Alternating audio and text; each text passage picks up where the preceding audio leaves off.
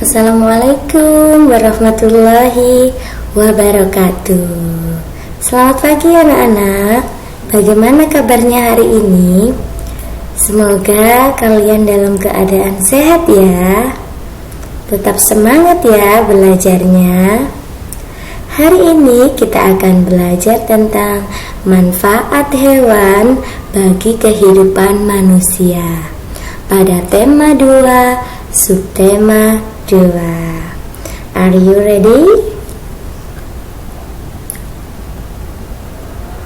Lesson plan pekan ke-6 yang akan kita pelajari pada pagi hari ini.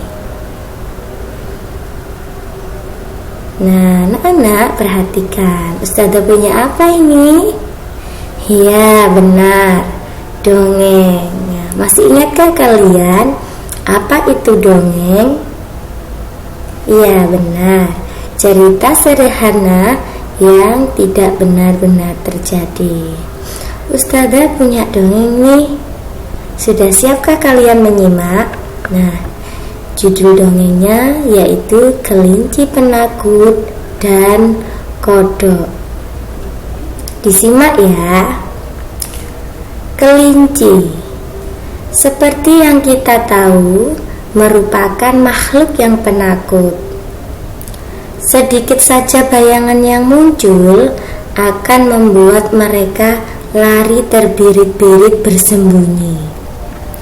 Suatu ketika mereka berdiskusi bagaimana cara mereka bisa terhindar dari ketakutan. Saat mereka sedang ribut berdiskusi, tiba-tiba bunyi suatu suara yang aneh, sehingga kelinci-kelinci tersebut lari ketakutan menuju ke sarangnya. Saat itu mereka berlari melewati sebuah kolam, di mana pada kolam tersebut tinggallah keluarga kodok yang sedang duduk-duduk di alang-alang pinggiran sungai. Dalam sekejap mata, kodok-kodok yang terkejut melihat kelinci yang berlarian, berhamburan lari dan melompat masuk ke dalam kolam. "Lihat!" teriak seekor kelinci. "Kita seharusnya tidak perlu terlalu khawatir dengan sifat penakut kita. Di sini masih ada makhluk yang lebih penakut dan takut kepada kita," ujar salah satu kelinci.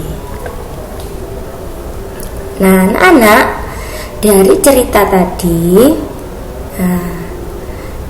dapatkah kalian menyebutkan apa sih pelajaran yang dapat kita ambil dari kelinci penakut dan kata? Nah, sebelum kita mengambil pelajaran atau pesan moral dari cerita tadi, Ustazah akan jelaskan dulu. Nah, anak-anak, kenapa Ustazah memberi angka 1, 2, dan 3? Nah, anak-anak, ini yang dinamakan dengan paragraf. Nah, apa itu paragraf? Paragraf itu terdiri dari beberapa kalimat. Nah, yang disebut kalimat ini, ini sampai titik, ini namanya kalimat. Kalimat itu gabungan dari beberapa kata yang dirangkai menjadi satu. Ini namanya kalimat. Lalu kalimat yang disusun menjadi beberapa kalimat itu namanya paragraf. Nah, ciri-cirinya paragraf itu adalah ini. Di sini ada jaraknya, ya, ada spasinya menjorok ke dalam, tulisannya menjorok ke dalam. Nah, ini namanya paragraf. Nah, di sini ada berapa paragraf berarti dalam cerita ini? Ya, benar, ada 3 paragraf. 1, 2, 3. Ini namanya paragraf. Nah, anak-anak, dari cerita tadi dapatkah kalian ambil pelajaran atau pesan moral yang ada pada dongeng? Nah, Ustazah tanya ya, dalam paragraf berapakah kalian bisa mendapatkan pelajaran dari dongeng kelinci penakut dan katak? Iya benar, dari paragraf 3. Mana paragraf 3?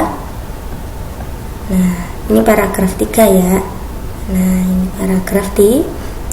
Pelajaran atau pesan moralnya dalam dongeng biasanya terletak di paragraf paling akhir, yang terakhir.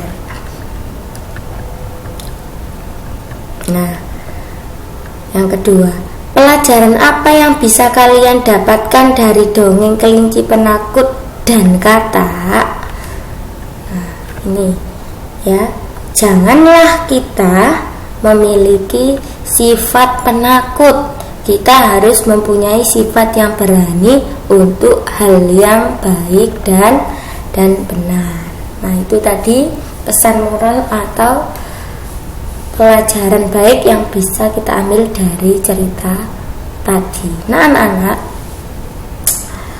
tadi sudah kita baca, tokoh dalam dongengnya adalah ya kelinci dan katak. Nah, kelinci dan katak itu adalah sejenis hewan ya. Nah, anak-anak, cerita yang menceritakan kehidupan hewan yang berperilaku menyerupai manusia disebut fabel ya. Jadi cerita yang menceritakan kehidupannya hewan, jika tokohnya itu hewan-hewan yang berperilaku menyerupai manusia, itu disebut fabel, cerita fabel. Kita lanjutkan ya. Nah, Ustazah punya gambar nih. Gambar apakah ini? Iya benar, gambar hewan. Adakah perbedaan dari gambar ini? Iya benar. Di sini ada sejenis hewan Cina atau hewan peliharaannya. Makanya di sini ada gambar rumah. Sedangkan ini ya yang hidup liar di alam bebas. Nah, siapa sih yang menciptakan hewan-hewan ini? Ya, Allah. Allah yang menciptakan semua hewan yang ada di bumi. Nah, untuk itu kita harus menjaganya, merawatnya. Nah, dengan cara apa? Memberi makan ya, dimasukkan ke dalam kandang, dibersihkan kandangnya. Kalau di alam liar, tidak merusak habitatnya ya, agar mereka tetap lestari.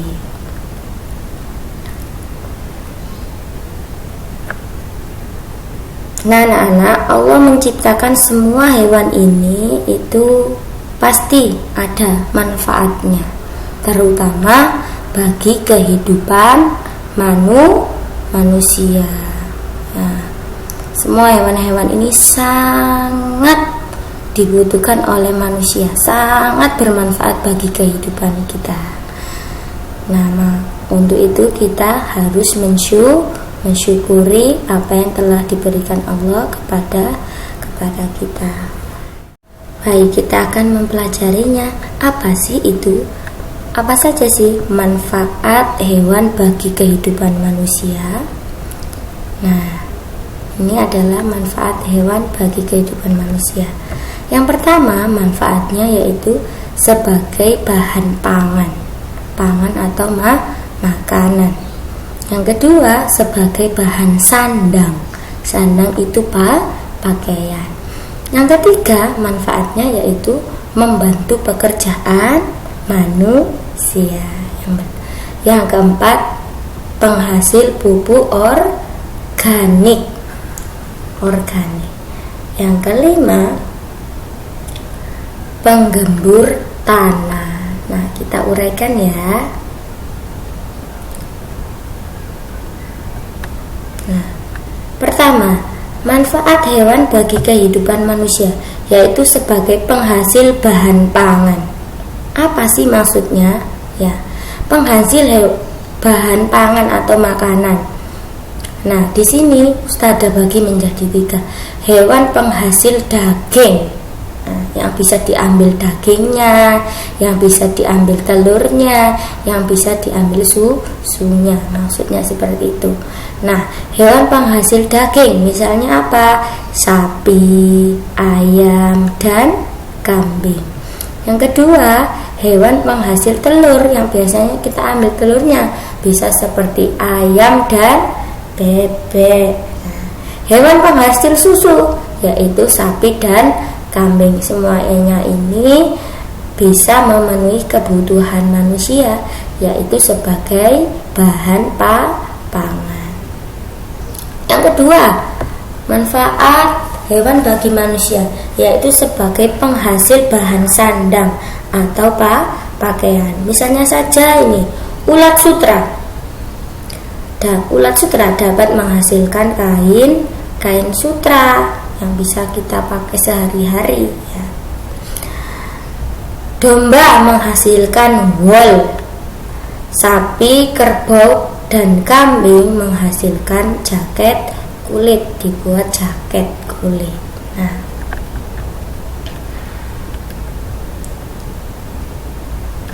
penghasil manfaat hewan bagi manusia yaitu yang ketiga adalah penghasil pupuk organik. Pupuk organik itu adalah pupuk yang berasal dari makhluk hidup. Salah satunya ini namanya pupuk kandang. Pupuk kandangnya namanya kandang berarti berasal dari kotoran hewan. Kotoran hewan seperti sapi, kambing, dan ayam itu bisa digunakan untuk apa? Pupuk. Ya, namanya pupuk organik. Organik berasal dari makhluk hidup. Yang D, yang keempat yaitu manfaatnya adalah sebagai penggembur tanah. Nah, siapa sih hewan apa yang bisa menggemburkan tanah? Ya, cacing. Cacing sangat membantu untuk proses penggemburan tanah. Yang kelima yaitu bisa diambil tenaganya.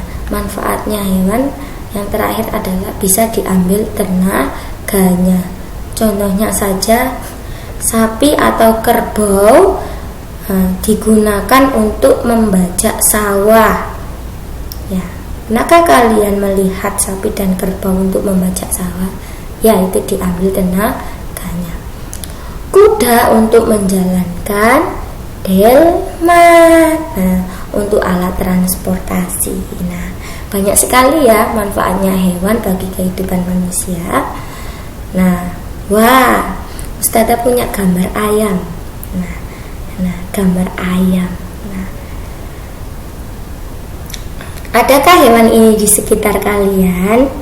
Nah, kira-kira apa sih manfaatnya ayam bagi kehidupan kita? Nah, kita uraikan ya. Nah, wah, banyak sekali. Nah, ayam itu sangat bermanfaat bagi kehidupan manusia. Nah, yang bisa kita manfaatkan adalah yang pertama telur. Nah, telur ya. Nah, ini telurnya.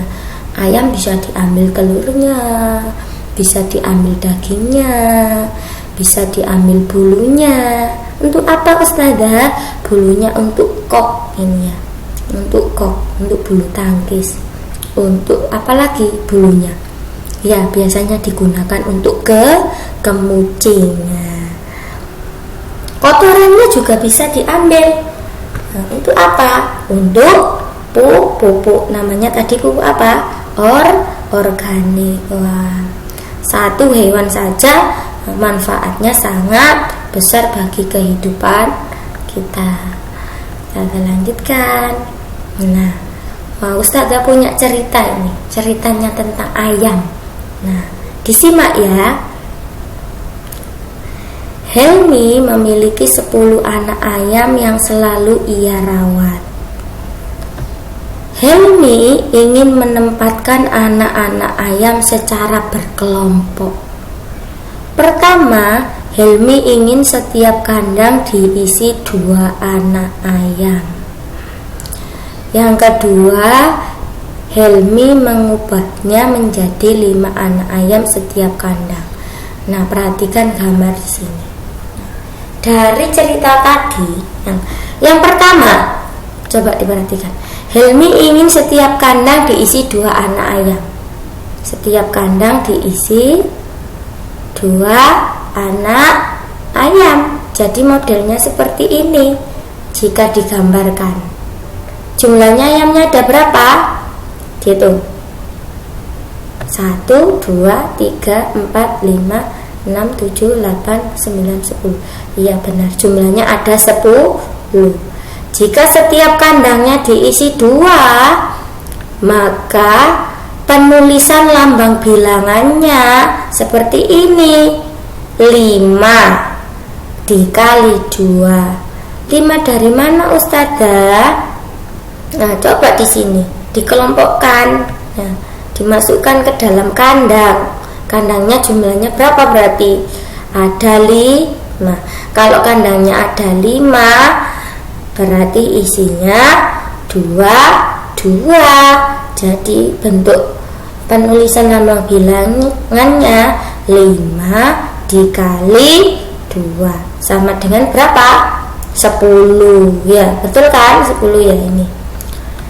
Yang kedua, jika Helmi ingin mengubahnya, Helmi inginnya satu kandang 5 aja isinya. Nah, maka di sini kandang yang dibutuhkan ada berapa? Iya benar, kandangnya ada 2.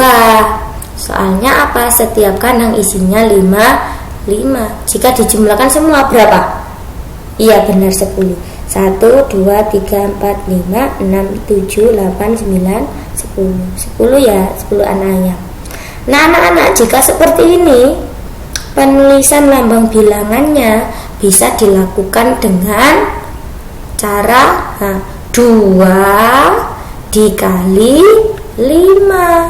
Nah, dikelompokkan menjadi 2, dimasukkan kandangnya ada 2, jumlah setiap kandangnya ada 5 anak ayam. Jadi 2 dikali 5.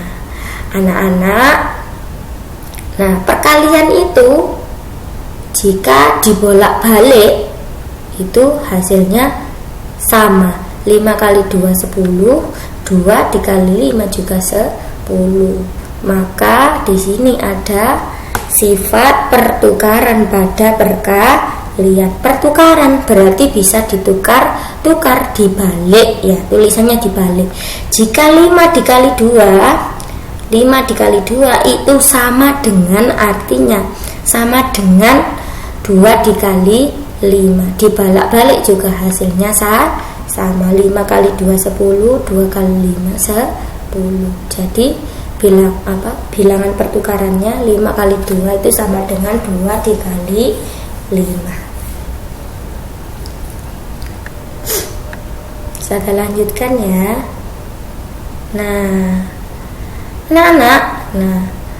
kita dapat menirukan gerakan tari seperti kepakan sayap.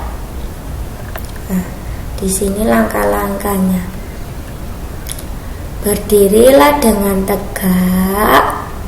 Yang kedua, tekuk siku ke samping badan. Tekuk siku ke samping badan. Gerakkan siku yang ditekuk ke atas dan ke bawah secara berulang-ulang. Nah, seperti gambar ini ya. Lakukan gerakan siku tersebut semakin lama semakin cepat. Lakukan bersama dengan teman-temanmu secara kompak. Itu namanya gerakan tadi seperti kepakan sayap.